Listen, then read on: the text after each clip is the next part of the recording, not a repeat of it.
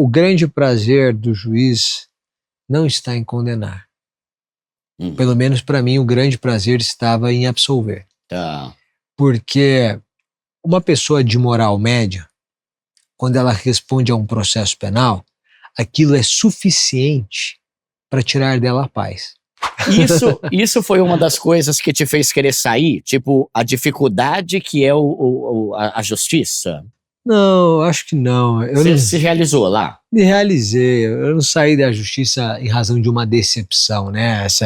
No fundo, a pergunta é essa, né? Se eu me decepcionei com a justiça e por isso saí. Existem várias justiças. A justiça na primeira instância é uma justiça em regra do direito mesmo. O sujeito apresenta a sua petição, outra pessoa a sua contestação, o juiz faz uma audiência, ouve as testemunhas e julga. Tá. Em regra, é assim. À medida que os casos vão subindo, aí você tem uma interferência política que acontece.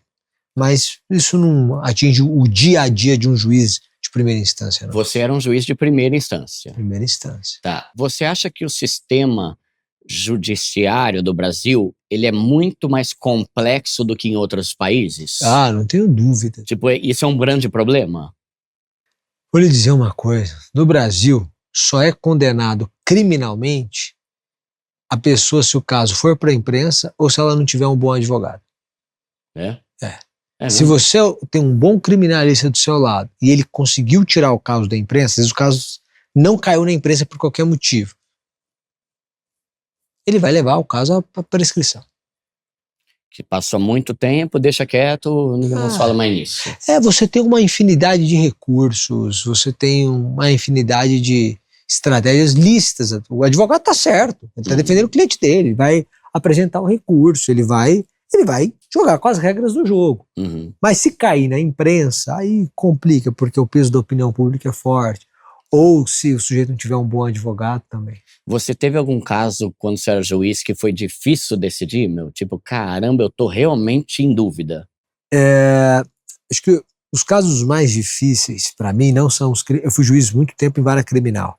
Tá. Mas os casos mais difíceis para mim nunca foram os criminais. Foram sempre os de família. Pensão, essas coisas? Pensão menos, mas guarda. Porque a vara de família é a vara mais pesada da justiça para mim. Porque é onde o projeto faliu. O cara só está sentado ali porque a ideia dele de família foi destruída. E aí eles estão discutindo com quem o filho vai ficar. E aí você tá ali, você tá decidindo. E um tá acusando o outro. E você, é difícil saber quem diz a verdade. Você vai ouvir um psicólogo, tal, ok. Mas mesmo assim. E veja, no mundo normal, é assim. O sujeito se divorciou, ele mora no Morumbi, a mulher mora em Pinheiros, a ex-mulher, o filho estuda ali, tá tudo certo. Mas no mundo real, é assim. O cara largou da mulher, agora ele quer ir para Porto Alegre. E aí ele quer levar a criança para Porto Alegre. Aí você está decidindo o seguinte, se uma criança de 7 anos fica aqui, no Morumbi, se ela vai para Porto Alegre. Você está mudando uma história brutalmente de vida de uma criança de 8 anos. Você quer ouvir a criança. O que uma criança de 8 anos vai te falar? Que não tenha sido de alguma forma induzido por alguém. E ela vai mesmo como para depor, assim? Não, ela vai ser ouvida por um psicólogo, né? Tá. Depois dos 12 o juiz ouve. Tá. Mas antes disso ela vai ser ouvida por um psicólogo e tal. Mas mesmo assim, né? E você dá um peso muito grande. Né? É difícil. Esses são os casos mais difíceis. Tem qualquer... Por exemplo, dívida. Eu já ouvi falar que a única dívida que pode dar cadeia é não pagar pensão. É isso mesmo? O cara pode meter o calote em todo mundo, não pagar nada, ele nunca vai ser preso? Se não restar configurado um crime, por exemplo, de estelionato, ele não vai ser preso. O que é o estelionato? Estelionato é eu te enganar para obter a vantagem. Exemplo, eu viro para você e digo assim, porque uma coisa é prejuízo. Então vamos supor, se você tem uma padaria, você tem a padaria há 20 anos. Agora você quebrou. E você quebrou, você tem uma dívida de 5 milhões na padaria, você tem 1 milhão para pagar. Então, vai ter que chamar todo mundo e dizer, ó, eu tô dizendo grosso modo, gente, eu tenho 1 milhão, eu devo 5. Se cada um topar receber 20% do que todo mundo recebe um pouco e eu vou embora. Ah, mas isso aqui é uma sacanagem, não sei o que, é o que eu tenho. Beleza? Você não vai ser preso por isso. Então, pode ser 1 para 5, 1 milhão para 5 milhões, mas pode ser 1 bilhão para 50 bi. Então o cara deu um rombo de 49 bi. Às vezes, isso esconde a prática de crimes que acontecem.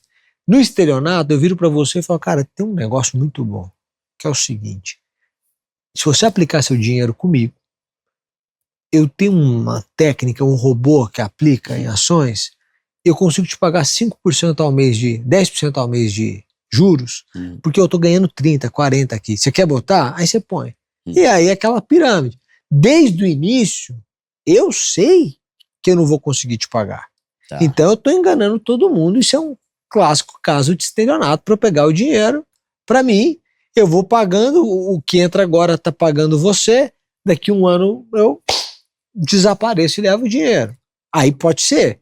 Mas assim, é preciso distinguir a insolvência, que pode ser derivada de qualquer fato, às vezes por um caso fortuito, o sujeito não tem nem responsabilidade, assim. Mas aconteceu, sei lá, o cara era dono de uma...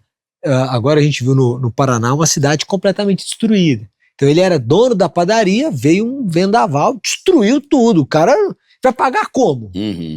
Vai pagar o quê? Gente, o cara perdeu tudo e quem era credor dele perdeu tudo. Então, insolvência, que pode ser por incompetência ou por um caso fortuito, não é um ilícito penal e nem pode ser.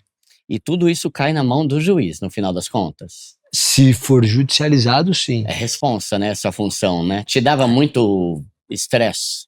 Não, o homem se acostuma a tudo, né? É mesmo? Mas teve algum que se arrependeu, sei lá? Eu acho que sim, claro. Mas aí tem como o cara recorrer. Sim. Acho que às vezes você olha e fala, acho que eu podia ter sido um pouco diferente. Porque você que determina até o tempo que ele vai ficar na cadeia. Sim. Caramba, mano. Tá. Mas o grande prazer do juiz não está em condenar. Pelo menos para mim o grande prazer estava em absolver. Tá. Porque uma pessoa de moral média, quando ela responde a um processo penal, aquilo é suficiente para tirar dela a paz. Entendeu? Porque sobre ela recai uma espada que a gente chama de espada de Damocles, que é uma espada que está sobre a cabeça do indivíduo, ainda não o atingiu, mas que lembra a ele a todo momento que a situação dele pode piorar, que ela pode atingir. Então, o sujeito que responde a um processo, ele vive, ele continua trabalhando, mas ele responde a um processo. Ele sabe que a qualquer momento a situação dele pode piorar. Tá. Então recai sobre ele a espada de Damocles. E quando você está diante de uma situação como essa, e você é o juiz da causa, e você percebe que o sujeito não cometeu o crime, em audiência, às vezes o juiz, na maioria das vezes, ele não decide a audiência. Mas o Ministério Público já sabia. Quando terminava a audiência, alegações, algum requerimento, ninguém quer requerimento, virava para o promotor, ou para a promotora do lado dizia, excelência, alegações finais orais. Aí ela já sabia que eu ia absolver. Por quê? Porque quando eu era para absolver, eu fazia questão de já resolver o caso em audiência. Tá. Entendeu? Porque eu queria tirar a espada da cabeça do indivíduo. Entendi. Entendeu? Eu falava, o Ministério Público tem a palavra, tem 15 minutos. Tá. Aí o Ministério Público falava, agora a defesa, tá. Aí eu sentenciava em audiência. Aí sim, porque eu queria tirar. Esses foram os meus melhores momentos. Os momentos em que eu falava assim, não, esse cara...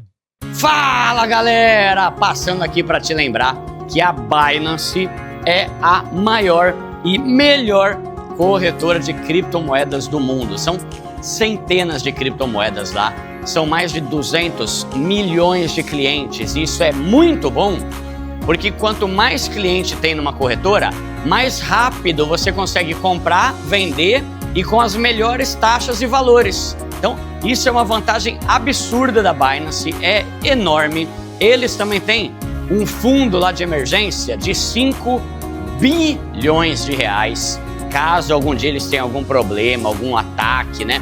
Coisa que já aconteceu em outras corretoras, só que nas outras corretoras os caras falaram, sinto muito, já era.